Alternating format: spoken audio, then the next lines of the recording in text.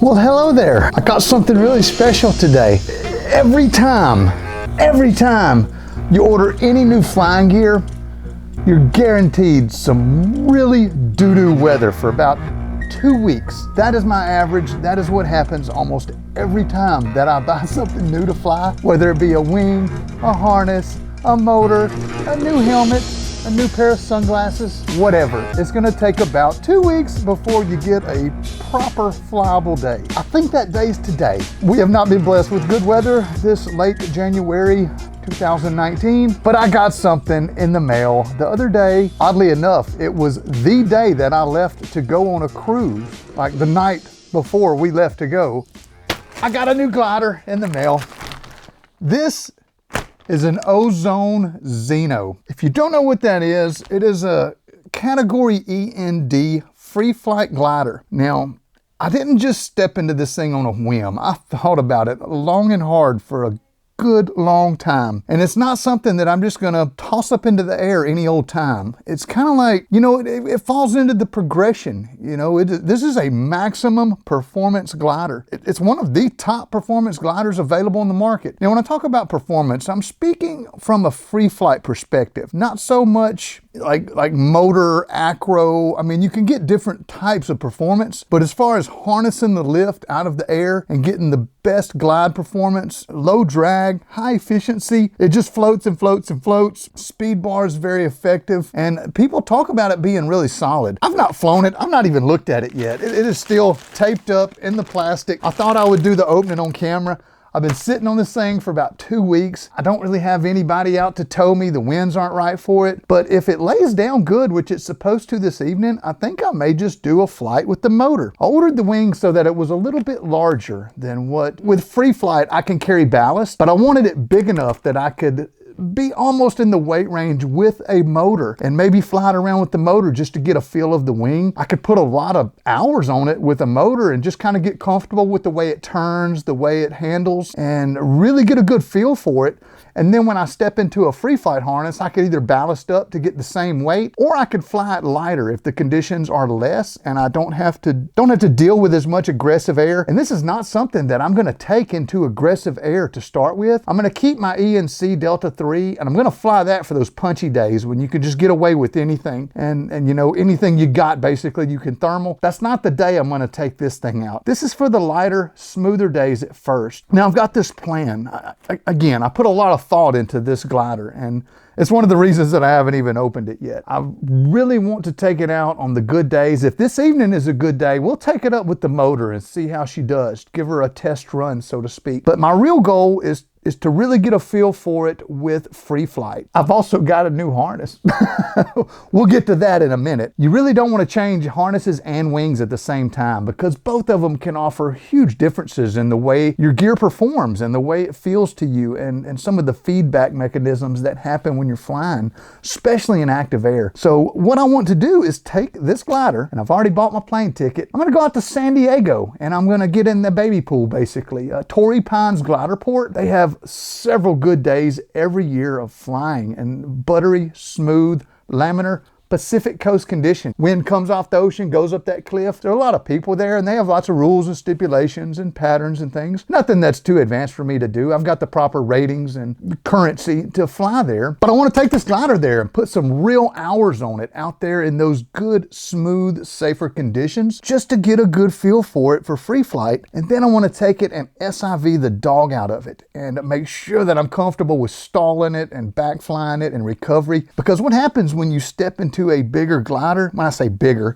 I'm at the top level, END. The only thing that's past this are like pure competition race gliders that have 0 certifications. By all accounts, this is a good 2-liner to step up to. There may be a couple others that are somewhat safer, and some people say that you should probably step onto a 3-liner END glider first, such as the Ozone Mantra M6, or I believe they may have an M7 out now. I'm not completely familiar with the lineup. I wanted to step into a 2-liner, and this is something that I've been aiming for. Every year that I've flown, every season, I've stepped up a glider. I did my first whole year on an A-wing, then I went to a B-wing, And then a Sea Wing, and I've flown Sea Wings for the last 2 seasons. I feel like I'm at the top of the performance of the Sea Wing, like I'm mashing bar and I've got full control of the glider. Whatever little collapses I have, I can handle them just fine. Not a coward to stall in the wing or having to do any sort of aggressive maneuvers to get out of a jam. I've been in some pickles and most of them were pretty benign, but I've been real impressed with the way that I handle everything, and for the most part I've made good decisions if you don't count 1 or 2 over the years. But I'm ready to step up, and it's something that I want to do. I want to feel the maximum performance. I'm repeating myself, I guess, but I don't want to just throw this thing into some rowdy, crazy, big air to go fly around on. Eventually, that's the goal, and I hope to get there someday, but I just wanted this wing for the quiver, and so come along with me. Let's open it up and see what's going on with this thing, huh? Let's do the tapety tape here. All right, I got the ultra lightweight pack here. Smells like Vietnam. Thank you for choosing Ozone. Our products are designed using only the highest quality materials and highest production standards, and our sole mission is your total satisfaction with each product. Thanks, Ozone.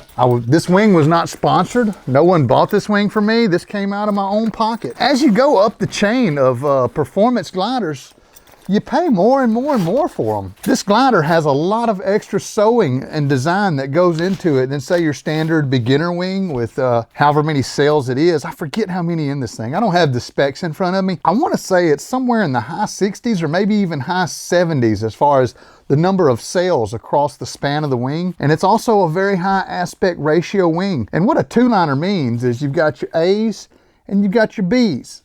And that's it. One goes to the front of the wing, one goes to the back. There's some structure with the lines in between there. Blue, I like blue. That's nice. Let's open this beast up, see what she looks like, huh? The unboxing. Oh yeah. Anything else in here? Oh yeah, there's some stuff. Look at here. All right, got the typical Ozone stuff. I got some patches for repair, some stickers, a little name card. Ozone sends stuff with a beer opener. You see the beer opener there? I got some extra lines, keychain. Right, let's get that stuff out the way. It's so tiny. Another thing about this Zeno is it's made out of this really ultra lightweight material. Very thin lines. These lines are so thin. What is this? Oh, these are the risers. Check it out. They got the risers hooked in here in this box. That's nice. Not gonna be needing that. Let's pop this dude open. Pop this dude open. Let her breathe, for goodness sake. Okay, that's the trailing edge. The trailing edge is white and the leading edge is blue. Very nice. This thing right here, garbage. When you pack this glider away, you pack it with your harness in place of this thing. You don't need these little pillows. The strap is pretty nice. I like the straps. That's junk. I'm gonna keep these things. These straps are nice for any glider. So check out these risers. See what we're cooking with here, huh?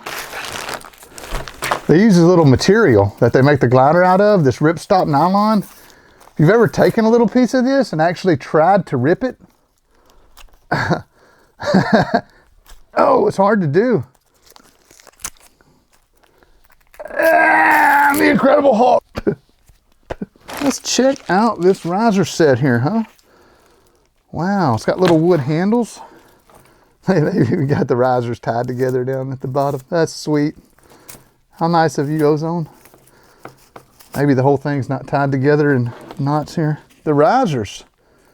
A's, B's. It's not much to them, boys and girls. And you fly the thing with these handles, these little wood handles on the back. Not familiar with those, but we're gonna be very, very soon. It looks like this glider is already trimmed to some effect. They've got some loops pulled around these mullions here. That's interesting. I don't know, maybe they loop them so that you can let them out in the future. That's very interesting. I've never seen a glider that came already with the loops trimmed like this. I don't know if you can see that or not. They've got the loops looped around the mullion. It's something that usually has to be done. And in my studies on this, what I've come across is that these gliders go out of trim rather quickly because there are only 2 lines to it. You've got to account for the stretch on the A's and the shrink on the B's. And what happens is your glider can get out of trim. Just an inch or so is enough to cause it like if you go into a stall, it may not start flying again without pushing speed bar. So just something that's the nature of these two-liners, and specifically with this Ozone, they say to have it checked after 20 to 40 hours. You want to have it retrimmed, and then once you do that, it's probably good for the next 100. I'm just making numbers up here. There were some specific numbers listed somewhere. Yeah, the brakes on the trailing edge, it kind of deforms these trailing edge in a weird fashion. I've not seen that before. Well, actually I have. I saw it on an Ozone wing. It was a similar design. It wasn't just like this. On the speed wing, the Rapido that I fly around, or that I train with, man, unsheathed spaghetti. I really hate that stuff, but I understand why they do it. It's because of the performance. When you put sheathing on these lines, what is as big around as that becomes twice as big, and so you've got twice as much drag. Shoot, that's enough lines to hold me up, I guess. We're gonna see. Also, ordered the sachet bag. I guess that's how you say it. Sachet. Yeah, this is the bag that I'm gonna fold this sucker up in, and where it's gonna live. It's got these long ribs that run all the way down the, basically, wow, they go deep down into the glider. They're going way back here, maybe even all the way to the back almost. Yeah, that's interesting. The ribs from the leading edge run almost the full chord of the wing. And just some thoughts on progression. It's an important topic that we should all be discussing with each other. Are you ready to step up to the next hottest glider? Now, with motor gliders, they're a little different than these free flight gliders. They fly differently. These reflex motor gliders, they're not as efficient as these gliders. They dive a little more, they lose a little efficiency. As you increase the aspect ratio, you do gain efficiency, but the size is so much smaller that the wing loading is very heavy on motor gliders. Way different than what you get with these free flight gliders. If you're ready to step up, I feel like you'll know it. Personally, stepping into this D glider, I don't know what this season's gonna bring. I'm just gonna feel it out in a safest way that I know how. Just kind of step in slowly from the shallow end to the deep end, although I'm probably already treading water. The first conditions that ever went out and thermaled in, you know, they were very mild, very light, and every time that I went out, the conditions were just a little more. I didn't make any drastic jumps, so to speak. It was a stepwise progression. I progressed very smoothly, even through the motor and the acro and the SIV. I didn't just bite off more than I could chew at once. See what the weather brings, and if the weather is right for this ride, I'll take this ride. And if it's wrong for it, I've got other rides that I can do then. I just wanted to share some of my own personal thoughts on stepping up into this category of glider. It's not for the faint of heart. These things can get really out of hand really quick. You have to fly them constantly. It's not something that you just let go of and play on the phone as you're cruising along. This thing takes a whack and shoots. You're twisted and in the trees before you can blink an eye sometimes. I've talked to experienced pilots that fly these things regularly, and that's the story that I've got from them was, you know, I was messing around with my Vario or changing up the tunes on my music and, you know, took a huge whack, didn't have the altitude, tossed the reserve. Conditions vary. These guys were probably flying them in, you know, larger conditions than I plan on stepping into initially. If you're in the market to step up, you just need to ask yourself, am I getting everything out of this last glider that I can get? And every time I've stepped up, I've always thought, okay, I'm maxed out on this glider. I'm pressing bar as much as I can. I'm thermaling good. I'm still learning, but the equipment I can feel is kind of what's holding me down at that point. If you're to that point and you've got all your maneuvers down and you can do anything you need to do on the glider, it may be time for you to step up. If you can't do everything that you can do with a glider, asking yourself these questions like, I'm on an A-wing, but I can't do a wing over. I've never done a stall. I want to fly in thermal conditions.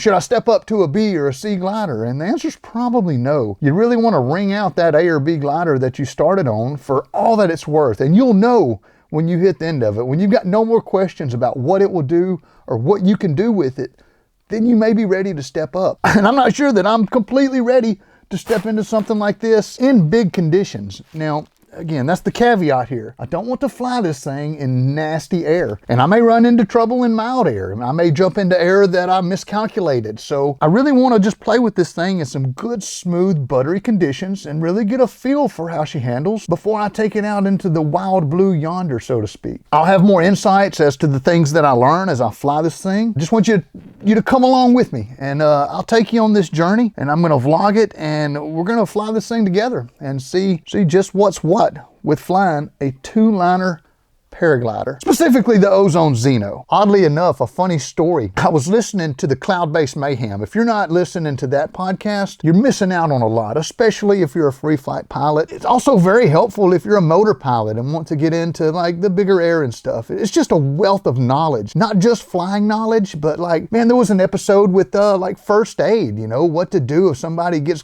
you know, banged up real bad out there in the wilderness. What are the steps? You know, it's just knowledge. And I can't thank Gavin McClurg enough for doing that podcast, as many episodes as he's done. I've listened to every one that's came out, and it started about the time that I started in the sport. And I just want to throw a plug in there for that podcast. I've learned so much listening to those. I've even went back and re-listened to a lot of the older ones because I didn't even fully understand the vocabulary that was going on in the podcast whenever they were doing it initially. I was just kind of like, what's that? What's a thermal? It was all kind of new to me. I was a real greenhorn back then, but I've only picked up knowledge, and even going back and re-listening to some of the older ones, I've picked up even more. He was interviewing Ziad Bassil, which is a guy who has flown just about every paraglider I think that they've produced in the last 30 years. He's a Lebanese guy and he flies in Lebanon. His website is Dust of the Universe, and I was listening to the podcast where Gavin was interviewing Ziad. And it's one of the websites, one of the first websites that I went to when I started flying, when I was checking out gliders. You know, what is the performance on this or that? And I was learning and reading and studying very hard. And of course I came across the Dust of the Universe. If you've ever researched paragliders, chances are you've seen this website. This guy test flies gliders, he compares them, he buys them all on his own dime, just like I do. And of course he buys a lot more of them than I do. I'm glider poor at this point, but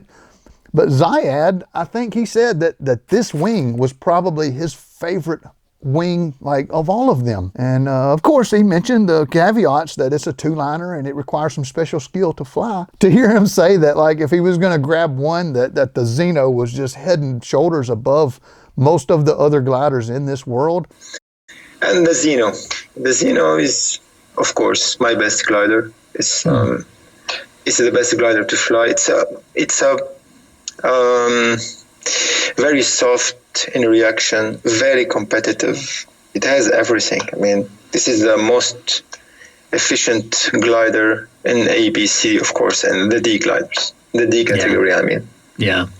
Is anybody else? The Zeno's just taken the world by storm, hasn't it? It really isn't. I have to give it to them. It's an amazing glider. It was so funny that I was listening to that as I was bringing this one home from my rendezvous with my dealer. That was pretty cool. Ziad says it's a good glider. I'm ready to give it a shot. I just wanted to throw that in there. I thought that was very awesome that I was on my way home with it, listening to this podcast, and then Ziad himself was like, oh, the Zeno. Oh, yeah, it's good. Cloud-Based Mayhem. Speaking of podcasts, I just got into listening to the one that Anthony Vella is doing down there in El Paso. It's the Paramotor podcast. I know Christopher Pine used to do one called the Paramotor podcast back in the day. I think it ceased production or something. I don't know. I haven't seen that one in a while. But Anthony's is pretty cool. I've only listened to 2 episodes so far, but it seems legit. So it's a good podcast.